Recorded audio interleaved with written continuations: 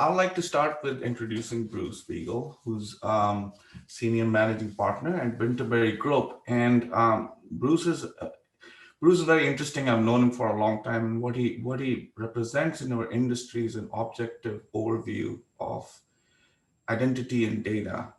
And that's we're all very actively involved as the privacy law changes, and Google and Apple are clamping down on measurement from browsers and iPhones.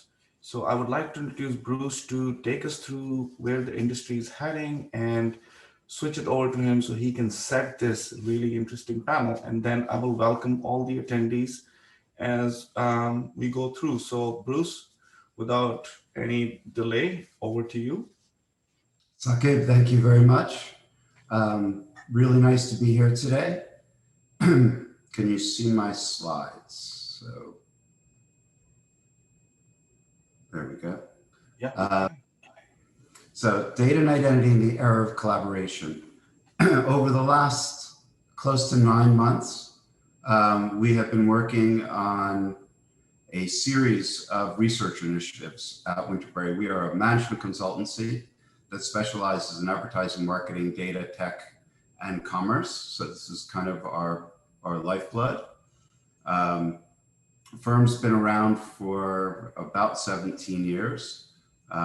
This is our third piece that we're working on now for our technology. Okay, let's see. Why are the slides not working? All right. As we've done our research, one of the things that has jumped out to us has been a lack of consistency in how we define identity. And this lack of clarity and consistency, I think I did 90 hours of interviews, spring, summer, and probably had 70 different definitions. But effectively, this notion of data and identity used interchangeably, but think of it this way: data is the attribute that when you bring it together, it can represent an identity. And an identity is very specifically the ability to recognize, profile, and understand a person, an individual audience member.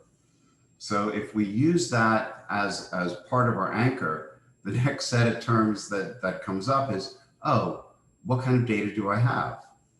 Do I have first-party data? And there's been no end of conversations. First-party data, first-party cookies, second-party data, third-party data and cookies. Really getting a good definition around this, because again, as we're going through interviews, and we're writing a paper right now on collaborative data solutions, that'll be out in January. But that first-party data is really the data that you have the rights for, that you collect as a brand or media owner on your website, in your apps, even in your store. Okay, so that's one set of data. If you take that data and you want to share it with another party, and you have the right permissions, second-party data is all about permission. That gives you the ability to do a lot of collaborative work, and I'll get more into that in a moment. Third-party data, which we hear about, and so much of identity resolution has been based around third-party data, excuse me, is data that you make available for license. Once you kind of anchor in that, the next question becomes, okay, so then what's an identity solution? The identity solution is the ability to pull all of this data together, first, second, or third, and leverage it in order to do insights, to do attribution and measurement, et cetera. But I'm doing a series of steps in this identity process. The first step is I'm going to get consent from my audience. The second is I'm going to manage that data. I'm going to clean the data. I'm going to get it ready. I'm going to anonymize it. I'm going to separate my PII from my non-PII. The third step is when I start to aggregate that data and I start to build those profiles. That's my matching, my linking, my tying devices to that individual. Then I can take that data out as an identity profile, put it into an identity graph, and leverage it into my applications. Well, this was fairly straightforward when we only thought of identity in the context of onboarding. But as we look at privacy and restrictions on cookies and traditional onboarding going away, the market is evaluating 6 or 7 new solutions and different approaches that all require collaboration. The first of these is the proprietary ID with an authenticated first-party data. This is the data that's happening in walled gardens. And this is also the data that's used for personalization unowned. The second solution that we're watching is a common ID based on first-party data matched to a PII reference set.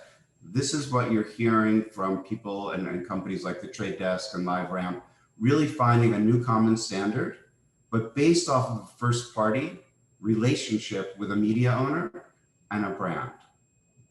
Another solution that we saw evolve was common synonymous ID tokens, really used for programmatic bidding. As we continued on, we started to hear more about second-party data environments, and this is really clean rooms and solutions around that. So as we start to migrate past these solutions, we will go in and, I think I lost my slides. As we migrate past these solutions, what we're really looking at is different ways that the market is going to collaborate. And it's not just a brand collaborating with another brand. It could be a brand collaborating with a media owner. It could be a brand collaborating across its own environment. So many multi-brand organizations have different data silos. And I can leverage these second-party identity solutions as part of that. We're also seeing household ID as a solution and contextual targeting as a solution. But all of these solutions are coming together. And as you think about what comes next, it will all be based around collaboration. It will not be based really around this third-party ecosystem that we've built. And we think this is going to be stronger and more viable for the industry as the market continues to expand. Sir, your time is out. Okay, We should continue. thank you.